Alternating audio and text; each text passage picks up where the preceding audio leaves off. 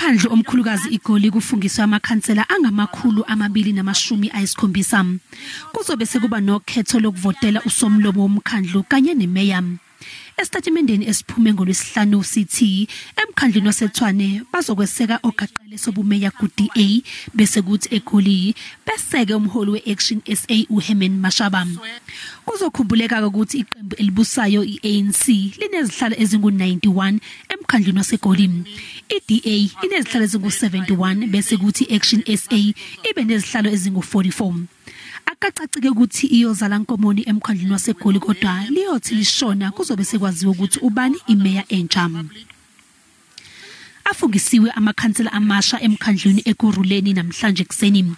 Akacacike ukuthi ubani ozoqhokela kwesobumeya kulomkhandlu.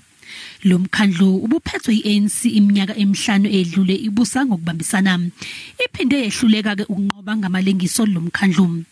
Kulo mkhandlu kudingeka izihlalo ezingu-133 ukuze kungabi nokubusa ngokubambisana. iANC ithole izihlalo ezingu-86, ilandelwe iDA ngezingu-65, iEFF ngezingu-33. iDA kulo mkhandlu ithe angeke isebenzisane neANC kanye neEFF. Iqembu Patriotic Alliance imemezele ukuthi ibe nesivumelwano neANC eGauteng, North West, Western Cape kanye naseNorthern Cape. Amalungu amaqembu ahlukene ezombusazwe kanye nomphakathi babuthana ekuhleleni kokuqala komkhandlu uMsunduzi kwaZulu Natal. Nalapho kufungiswa khona amakhansela amasha. Lo mkhandlu ungeminye enganqotshwanga ngamalengiso. iANC inezihlalo ezingu-40 ilandelwe iDA nezihlalo ezingu-16 kuthi IFP neEFF banezihlalo eziyi-10.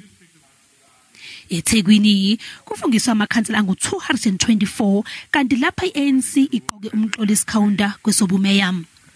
Kusasa usuku lokugcina lokuthi imikhandlu ihlale ifungisa amakhansela bese ivotela somlomo kanye nezimeya.